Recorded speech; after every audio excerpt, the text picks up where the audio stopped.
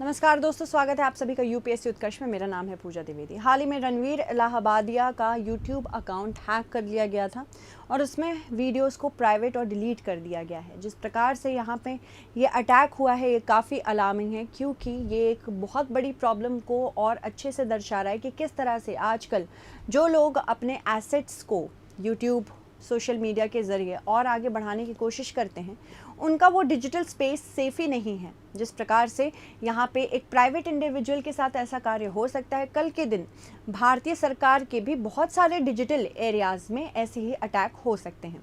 इसी के बारे में हम चर्चा करेंगे, देखते हैं हुआ क्या है। ये बहुत important, one of the most important podcast जो भारत में चलाते हैं वो इन्हीं का है। रणवीर इलाहाबादिया नाम है, काफ़ी अच्छे यूट्यूबर हैं ये। और साथ ही साथ हाल ही में ये मशहूर यूट्यूबर रणवीर इलाहाबादिया के दोनों यूट्यूब चैनल को हैक कर लिया गया है। सभी वीडियो डिलीट भी कर दी गई हैं। यह घटना हाल ही में भारत के सुप्रीम कोर्ट के यूट्यूब चैनल को हैक करने के बाद हुई। इसके बाद हैकर्स ने यूट्यूब के लोकप्रिय चैनल बियर बाइसेप्स, जो है इसका नाम था, इसको बदल दिया गया है। इलॉन ट्रंप टेस्ला लाइव 2024 कर दिया है। साथ ही साथ वहीं उनके निजी चैनल का नाम भी बदलकर यही कर दिया है। हैकरों ने दोनों चैनलों से सभी साक्षात्कार और पॉडकास्ट हटा दिए हैं। उनकी जगह इलॉन मस्क और डोनाल्ड ट्रंप के कार्यक्रमों की पुरानी स्ट्रिंग लग गई है। उन्होंने 22 साल की उम्र में अपने पहले YouTube channel Ranveer Allahbadia beer biceps से अपनी कंटेंट क्रिएशन की यात्रा शुरू की। इसके अलावा आज वह लगभग 7 यूट्यूब चैनल प्रबंधित करते हैं, जिनमें कुल मिलाकर लगभग 12 मिलियन सब्सक्राइबर्स हैं। रणवीर इलाहाबादिया की तरफ से अभी तक कोई भी आधिकारिक बयान नहीं आया है। अभी यहाँ पे दोनों चैनल्स को हैकरों द्वारा डिलीट कर दिया गया है। रिपोर्ट के मुताबिक हैकर्स ने यूट्यूबर के चैनल पर मौजूदा सभी वीडियो को डिलीट किया है। साथ ही हैकर्स ने artificial intelligence generated deep fake video का सहारा लेकर इलॉन मस्क जैसे दिखने वाले शख्स के साथ लाइव स्ट्रीम भी किया है। मतलब ये टेक्नोलॉजी कितनी ज़्यादा खतरनाक होती जा रही है, ये आप इसी बात से समझ सकते हैं। लाइव स्ट्रीम में हैकर ने लोगों से क्रिप्टो करेंसी में निवेश करने के लिए कहा और यह वादा भी किया कि उनका पैसा दोगुना हो जाएगा। हैकर्स ने लाइव स्ट्रीम के दौरान एक QR कोड भी दिखाया है। इसके अलावा हैकर्स ने कहा है कि वो उसे स्कैन करके elonweb.net पर बिटकॉइन या इथेरियम सेंड करें। बता दें कि यह कोई पहला मौका नहीं है जब हैकर्स ने किसी मशहूर शख्स के संस्थान का सोशल चैनल हैक किया हो। अगर बात करें, पहले भी कई बार हैकर्स ने बहुत बड़ी हस्तियों की सोशल मीडिया को हैक किया है और क्रिप्टो करेंसी में इन्वेस्ट करने की बात की है। यह बहुत पुराना तरीका है जिसमें लोगों को अपने जाल में फंसाने के लिए यूट्यूब चैनल या फिर सोशल मीडिया हैंडल को निशाना बनाया जाता है।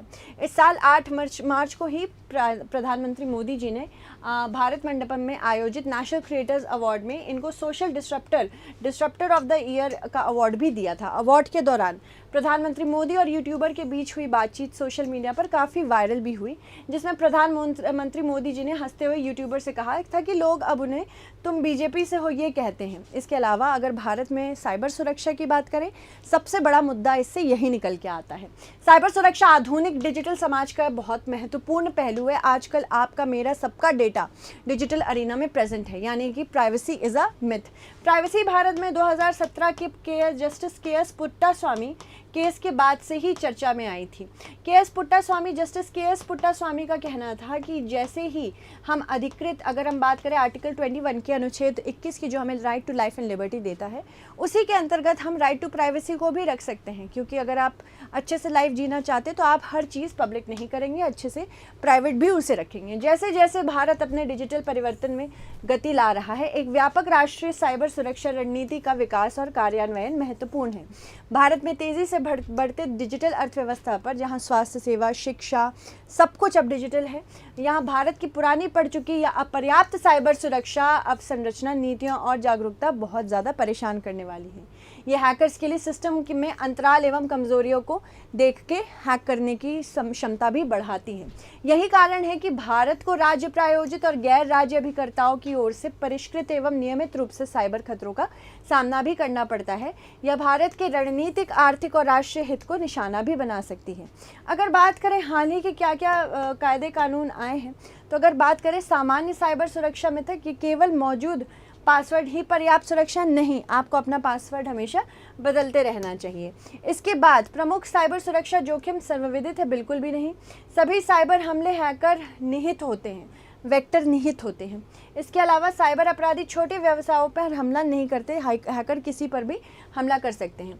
यहाँ पे अगर बात करें हाल ही में कौन कौन से सबसे ज़्यादा खतरनाक हमले हुए हैं, तो वानाई रैंसमवेयर अटैक वर्ष 2017 में हुआ था, कैम्ब्रिज एनालिटिक डेटा ब्रीच 2018 में हुआ था, 9 कार्ड धारकों का वित्तीय डेटा लीक हुआ था जिसमें भी शामिल हैं, इसमें बहुत इंपॉर्टेंट लोग भी शामिल थे, 2022 में हुआ था।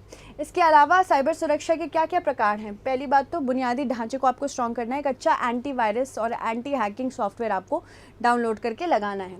इसके बाद नेटवर्क सुरक्षा, डिप्लॉइंग फायरवॉल, एप्लीकेशन सुरक्षा, क्लाउड सुरक्षा, सूचना सुरक्षा, सब कुछ होनी चाहिए। क्लाउड सुरक्षा यानी कि बहुत सारे लोग अब क्लाउड पे स्टोरेज करते हैं क्योंकि उनके पास डिवाइसेस में स्टोरेज की कमी आती है, तो क्लाउड पर भी हैकर्स हमला कर सकते हैं। अंतर्राष्ट्रीय स्तर पर कुछ विनियम हैं, जैसे कि साइबर स्पेस में राज्यों के उत्तरदायी व्यवहार को बढ़ावा देने से संबंधित संयुक्त राष्ट्र के सरकारी विशेषज्ञों का समूह भी है।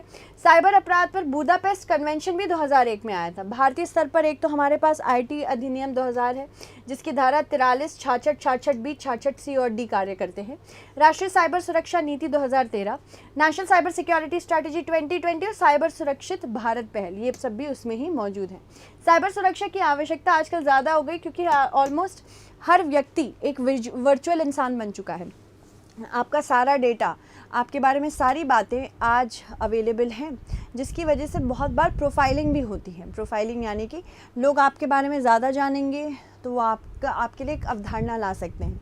जिस प्रकार के कंटेंट आप देख रहे हैं, आप लाइक कर रहे हैं, उसे आगे बढ़ा रहे हैं, उसके बेसिस पे आपकी प्रोफाइलिंग होगी और उसी के बेसिस पे आपको प्रोडक्ट्स सर्विसेज बेची जाती हैं। इसके अलावा वित्तीय सुरक्षा, ऑनलाइन लेन देन और वित्तीय गतिविधियों में साइबर हमले से आर्थिक नुकसान होता है। गोपनीयता की सुरक्षा की बात करें तो साइबर हमलों से व्यक्तिगत जानकारी की गोपनीयता भी भंग होती है, राष्ट्रीय सुरक्षा भी खराब होती है। इसके लिए आप एक मूवी ज़रूर देखिएगा, लीव द वर्ल्ड बिहाइंड। उसमें किस प्रकार से डिजिटल सेक्टर को, डिजिटल इंफ्रास्ट्रक्चर को हैक करके ड्राइवरलेस कार्स को चला के एक्सीडेंट करवाया जाता है। इसके बाद इसमें यह भी दिखाया गया इलेक्ट्रिक ग्रिड को कैसे कंट्रोल करके पूरी शहर की इलेक्ट्रिसिटी काट दी जाती है। इसके अलावा यहाँ पे सोनिक बूम्स की वजह से भी कितने लोगों को नुकसान होता है, बहुत अच्छे से बनाई गई ये मूवी, ऐसे ही दिखाया गया है। व्यावसायिक सुरक्षा की बात करें तो साइबर हमलों में व्यावसायिक जानकारी और IP चोरी भी हो सकते हैं। सामाजिक सुरक्षा, साइबर हमलों से सामाजिक स्थिरता और शांति भंग हो सकती है। आर्थिक विकास, साइबर हमलों में से आर्थिक विकास और वृद्धि पर नकारात्मक प्रभाव भी पड़ सकता है। दुनिया में सबसे अधिक इंटरनेट उपयोगकर्ता भारत में ही है तथा साइबर हमले का सबसे अधिक सामना करने वाला देश भी भारत का ही है। वर्तमान में साइबर सुरक्षा के मुद्दे हैकिंग तथा वित्तीय धोखाधड़ी तक ही सीमित है, बल्कि ये राष्ट्रीय सुरक्षा के दृष्टिकोण से भी महत्वपूर्ण है।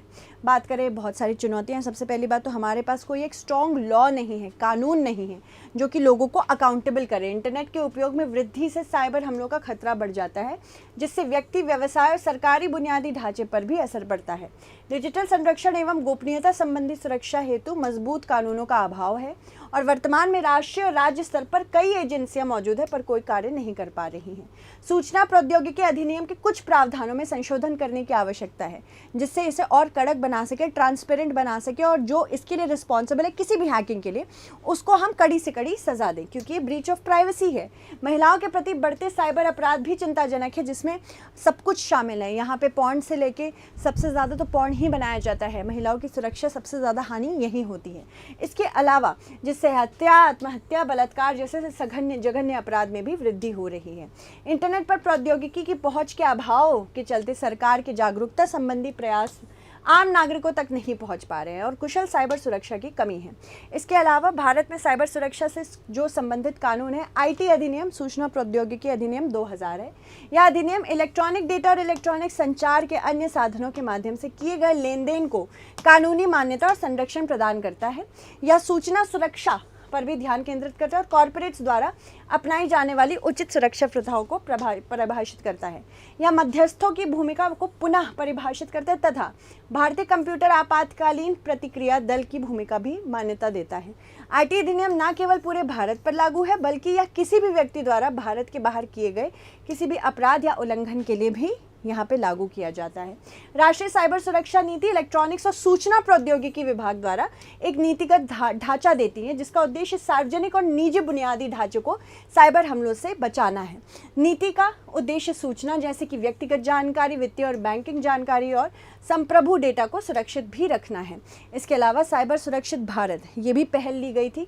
यह पहल साइबर अपराधियों के बारे में जागरूकता बढ़ाने के लिए है, जिसमें आपके पेरेंट्स के पास भी कॉल आता होगा, आपके पास भी कॉल आता होगा। ये सारे साइबर स्कैम्स हैं। DCY भारतीय सशस्त्र बलों की एक त्रिसेवा कमान है जो साइबर सुरक्षा खतरों से निपटने के लिए जिम्मेदारी लेती है। इसमें विभिन्न साइबर थ्रेट एक्टर्स के विरुद्ध हैकिंग, सर्विलांस, डेटा रिकवरी और साथ ही साथ एसोसिएशन भी है। और पिछले दशक में भारत में बहुत सारे हमले हुए हैं। वर्ष 2009 में निर्वासित तिब्बती सरकार एवं भारतीय दूतावास पर घोस्ट नेट हुआ था। वर्ष 2010 में स्टक्स नेट हुआ था। वर्ष 2014 में राष्ट्रीय स्टॉक एक्सचेंज पर सकफ्लाई आया था। 2019 में कुंडनकुलम नाभिकीय संयंत्र एवं भारतीय बैंकों पर D-Track आया था। 2020 में 82% भारतीय कंपनियों को रैंसमवेयर हमलों का सामना करना पड़ा था। वर्ष 2022 में एयर इंडिया पर एक बहुत बड़ा साइबर हमला हुआ था जिसमें लगभग 4.5 बिलियन ग्राहक के रिकॉर्ड लीक हो गए थे। इसके अलावा पासपोर्ट, टिकट, कुछ क्रेडिट कार्ड्स की डिटेल भी लीक हुई थी। सुप्रीम कोर्ट ने यूट्यूब चैनल को ही हैक कर लिया गया था, सुप्रीम कोर्ट के चैनल को।